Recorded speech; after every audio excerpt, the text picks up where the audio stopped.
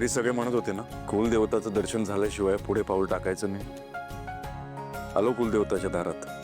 कदाचित म्हणूनच कालची रात्र वाया गेली असेल. शेवटी देवाने बोलवलं की पावलं आपोआप तिथे वळतात आणि त्यानंतर सगळं सुफळ संपूर्ण होतं. चला आज जाऊ.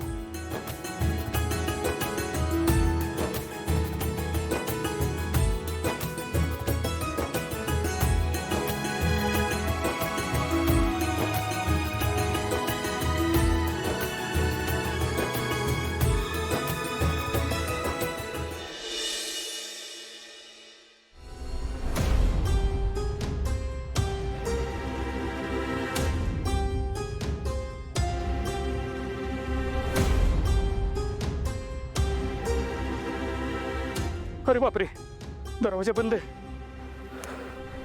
तारा मॅडम,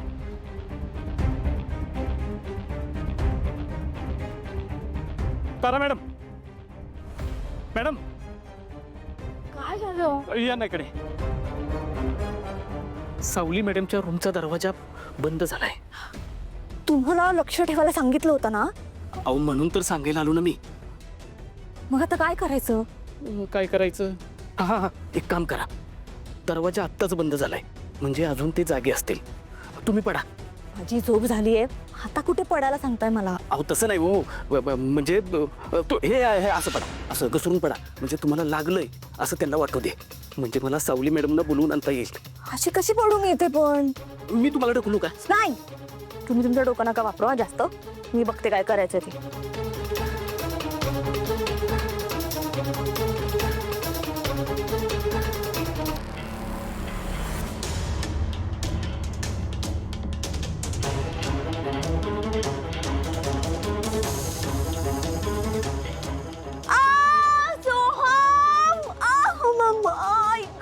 तारा, माझा पाय मुरगाळा तो. अशी कशी पडलीस तू? ए असे पाय कुठून पडले? अशा अशा. अच्छा, खूप दुखतंय. बर तुम्ही फर्स्ट एड किट घेऊन या. नाही नाही, फर्स्ट एड किट कशाला? तुम्ही सावलीला बोलवा, सावलीला घेऊन या इथे. तिला कशाला डिस्टर्ब करायचं आता? मी सांगते ना, बोलव तिला. जा ना, बोलवा ना तुम्ही सावलीला. बरं ठीक आहे, सावली वहिनीला आणा. हो हो. काय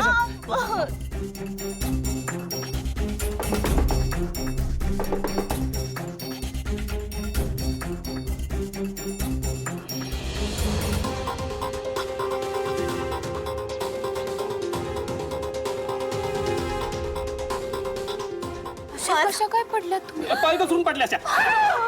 काय? सावली वहिनी, मला काय वाटतं, मी सांभाळतो ताराला.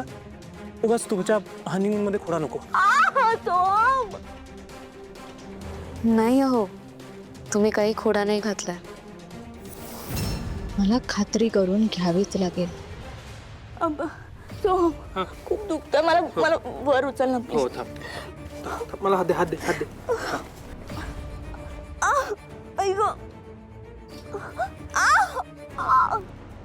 अगं सावकाश चालायचं ना, अशी कशी काय पडलीस तू? अरे अनोळखी जागा आहेत आणि वेळ काय सांगून येते का? मी काय म्हणते, आपण थोडं रेस्ट करूयात ना, कुठेतरी थांबूयात ना आपण इथे. आपण इथे यांच्या रूम मध्ये थांबूयात का प्लीज? हा तारा, आपली रूम जवळच आहे ना, चल आपल्या रूमच्या इकडे थांब. नाही, मला नाही चालता येणार एवढं. प्लीज ना सोहम, थांबूयात आपण यांच्या रूम मध्ये. हा सोहम, ठीक आहे, तिला बसू दे आमच्या खोलीत. तारा ये, जा तिला घेऊन जा. बरं चल. ठीक आहे, चल तारा, सावकाश. हात दे, हात दे. दुसऱ्या पायावर जोर दे. सावकाश.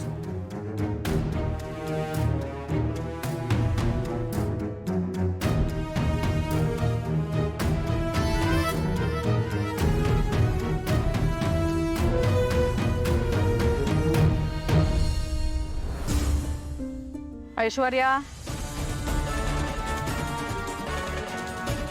कुठे गेली होतीस?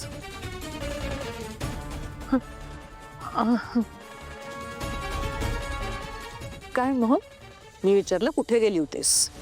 ॲक्च्युली एक दोन नवीन ब्रांचेस ओपन करायचा विचार आहे, सो त्यासाठी मीटिंग्स होत्या, त्या मीटिंग्स करायला गेले. बरं बरं बरं. नाही म्हणजे कुठल्या नवीन प्रॉडक्टसाठी नवीन ब्रांचेस लागणार आहेत तुला? मला सुद्धा कळू दे. नीलने तुझा चेक फाडून फेकलाय. तू प्लीज जा आता इकडून. कोणी बघितलं तर माझी वाट लागेल. मग ऍक्च्युली ना सगळं इनिशियल लेवलला आहे. फायनल काहीही झालेलं नाहीये, त्यामुळे आता काही सांगता नाही येणार. पण काहीतरी डिस्कशन झालं असेल ना ऑफिसमध्ये तुझ्या कलिग्स बरोबर. तेच मॉम, डिस्कसच नाही केलंय कोणाशी काही. मी माझ्या साईडने थोडे एक्स्ट्रा एफर्ट्स घेते, म्हणजे काही झालं फिगर आउट तर मग सगळ्यांना सांगता येईल. ठीक आहे, माझ्या बरोबर कर. Let me help you out. Discussion कर माझ्या बरोबर, मी तुला सांगते. बोल. तेच मॉम, मी तेच म्हणते की मी सांगणार होते तुम्हाला, म्हणजे एक थोडंसं काही डेव्हलप झालं तर मग सांगता येईल, म्हणजे थोडी क्लॅरिटी राहील ना, म्हणजे कशाबद्दल आहे काय आहे. बस ना ऐश्वर्या, आणखीन किती खोटं बोलणार आहेस ऐश्वर्या. खोटं म्हणजे? राजकुमारला भेटायला गेली होतीस ना?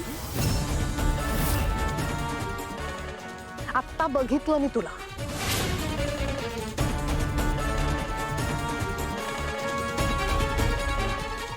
I am sorry Maugham. हो, मी दादाला भेटून आले, पण तुम्हाला आवडणार नाही म्हणून नाही सांगितलं. हे माहित होतं ना मला आवडणार नाही, तरी सुद्धा भेटलीस. आणि त्याची ही हिंमत. त्याला मी घराबाहेर काढलं तरी सुद्धा आपल्या घराच्या अवतीभोवती फिरतोय तो. रिडिक्युलस. मॉम ॲक्च्युली राजकुमार दादाने सारंगची खोटी सही करून कंपनीतून पैसे काढण्याचा प्रयत्न केला. म्हणजे ऐश्वर्या, हे तू मला आधी का नाही सांगितलंस? अगं त्याला पोलिसात द्यायला पाहिजे. नाही मॉम, नाही, रिलॅक्स, आता गडबड नको. ॲक्च्युली हेच मी त्याच्याशी बोलायला गेलेले, आणि या बाबतीत तुम्ही टेन्शन फ्री राहा, कारण तो जो खोट्या सहीवाला चेक आहे तो नीलला सापडला, नीलच्या हाती लागला आणि नीलने तो पाडून फेकलाय. सो पैसे कुठेही गेलेले नाही आहेत. आणि मी राजकुमार दादाला वॉर्निंग दिली आहे की या केसमध्ये काहीही गडबड झाली तर तुला आम्ही पोलिसात देऊ, असंच सांगितलंय मी. त्यावर तो असं म्हणाला की मी असलं काहीही रिपीट करणार नाही, म्हणून मी भेटले त्याला. मग ॲक्च्युली 1-2 ऑनलाईन मीटिंग्स आहेत मला अटेंड करायच्यात. मी जाऊ? आणि तुम्ही रिलॅक्स.